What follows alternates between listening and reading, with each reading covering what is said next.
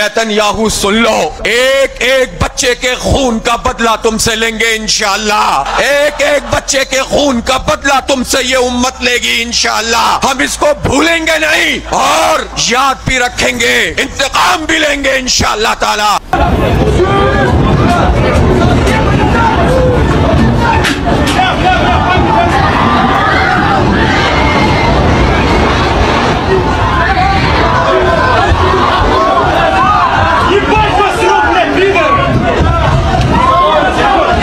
আসসালামু আলাইকুম ওয়া রাহমাতুল্লাহি ওয়া বারাকাতুহু। যেখান থেকে ভিডিও দেখেছেন সবাইকে জানাই মনের অন্তঃস্থল থেকে ভালোবাসা ও অভিনন্দন। তৃতীয় বিশ্বযুদ্ধ তাহলে শুরু হয়ে গেছে। আপনার ইরানের প্রেসিডেন্ট আসলে এই কি ঘোষণা তিনি দেখাই দিল যে আমরা হযরত উমরের উত্তরসূরি। এই হচ্ছে আপনার আমরা আসলে শেষ জামানার যেই আমাদের নবীর আমরা উম্মত, সেটা দেখাই দিল আপনার ইরান। আগামী কয়েক ঘন্টার ভিতরেই আপনার পারমাণবিক যে অস্ত্র সেটা প্রকাশ্যে আনতে যাচ্ছে ইরান। শুধু এটাই না, তারা বার্তা সংস্থা রয়টার্সের একটা সাক্ষাৎকারে ইরানের প্রেসিডেন্ট জানান যে আগামী কয়েক ঘন্টার ভিতরেই ইসরায়েলের চরম একটা অবস্থানে তারা পৌঁছাই দিবে আপনার ইরানের এই পারমাণবিক বোমকে কেন্দ্র করে। মানে ইরান তার পারমাণবিক অস্ত্রটি প্রকাশ্যে আনতে যাচ্ছে। রয়টার্সের সাক্ষাৎকারে তারা জানাইছে যে গাজার যেই অবস্থা করছে ইসরায়েলের নিহ, তার অবস্থাও ভয়ঙ্কর একটা প্রতিবাদ জানাবে আপনার ইরানের পক্ষ থেকে। উল্টো দিকে যখন নাকি বার্তা সংস্থা রয়টার্সের একটা সাক্ষাৎকারে আপনার ইরানের প্রেসিডেন্ট জানান যে কয়েক ঘন্টার ভিতরেই আপনার পারমাণবিক অস্ত্রটি প্রকাশ্যে আনবে এবং আপনার ইসরায়েলেরকে উদ্দেশ্য করে তারা নিক্ষেপ পর্যন্ত করবে, ঠিক তখন পুরো বিশ্ব মনে করেন চিন্তার ভিতরে। কেন চিন্তার ভিতরে? কারণ ভাই পুরো বিশ্বর ভিতরে আপনারা জানেন যে ইরান কিন্তু অন্যতম একটা দেশ পারমাণবিক অস্ত্রর দিক দিয়া। আর যখন নাকি ইরান আপনার বার্তা সংস্থা রয়টার্সের একটা সাক্ষাৎকারে আপনার এই ঘটনাটি জানান, ঠিক তারপরেই ইসরায়েলের পক্ষ নিয়ে কে বা কারা আসছে আসুন এটা একটাবার আপনাদের দেখাই। সবার আগে আসছে আপনার আমেরিকা, দ্বিতীয়ত আসছে আপনার ফ্রান্স, তৃতীয়ত আসছে আপনার ইউরোপের যে বড় বড় কাউন্সিলর যে দেশগুলো আছে তারা। আর ইরানের পক্ষ নিয়ে কে বা কারা আসছে? ইরানের পক্ষ নিয়ে আসছে সবার আগে পাকিস্তান, তারপরে আসছে আপনার রাশিয়া, তারপরে আসছে হতে আপনার কি বলে এই উত্তর কোরিয়া, তারপরে আসছে আপনার চীন, তারপরে হচ্ছে আপনার তুরস্ক। এই হচ্ছে বর্তমানে আপনার ইরানের পক্ষে।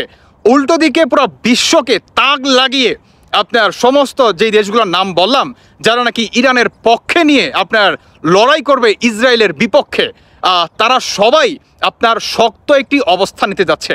বা যেই দেশগুলোর নাকি নাম বললাম তারা সবাই কিন্তু পারমাণবিক অস্ত্রর দিক দিয়ে কিন্তু অনেক এক্সপার্ট, আপনারা সবাই জানেন।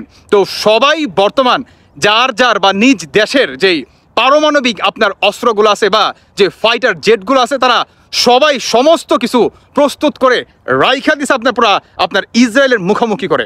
উল্টো দিকে আপনার বার্তা সংস্থার রয়টার্স একটি সাক্ষাৎকারে আপনার ইরানের প্রেসিডেন্ট জানান যে গাজার যেই পরিণতি করছে ইসরায়েল বা ইসরায়েলের নিহ যেভাবে গণহত্যা চালাইছে, এটার তীব্র একটা প্রতিশোধ আমরা নিব বা সেটা আসলে ঘটাই দিব। আমরা আর পিছনে ফিরে থাকার সময় নাই, শুরু হয়ে গেছে।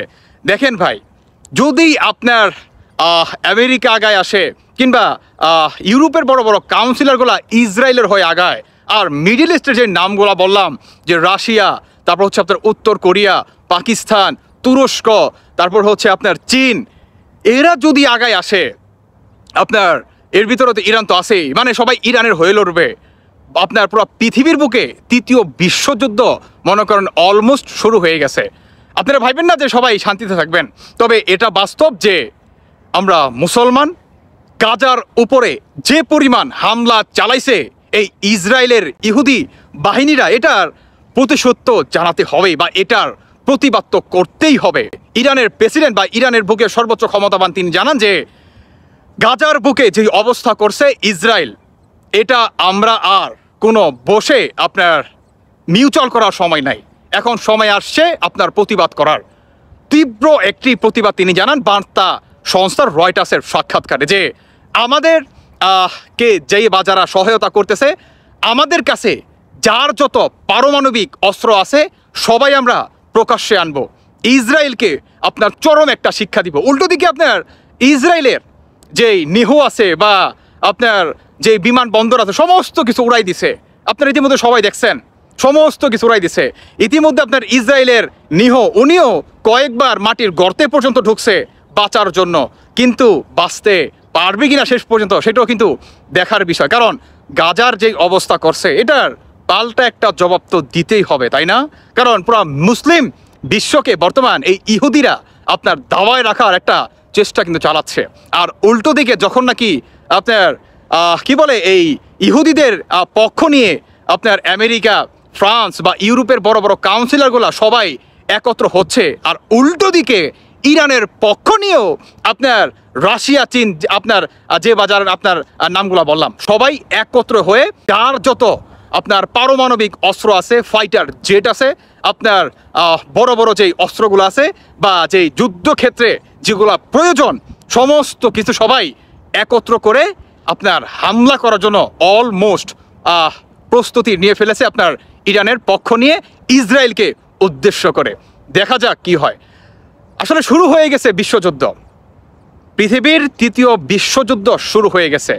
ইনশাআল্লাহ আল্লাহর কাছে দোয়া জানাই যাতে আল্লাহ মানে পরাজয় ওদেরকে আমরা যাতে করতে পারি, আর বিজয় নিয়েই যাতে আমরা আবু বক্কর, হজরত উমরের মতো যাতে আমরা সামনের দিকে এগিয়ে যেতে পারি ইনশাআল্লাহ। আল্লাহ তুমি আমাদের সবাইকে সেই সফলতা দান করো। দর্শক বন্ধুরা, বাকিটা আপনাদের ব্যক্তিগত মতামত অবশ্যই জানিয়ে যাবেন। ধন্যবাদ সবাইকে। আল্লাহ হাফেজ, আসসালামু আলাইকুম।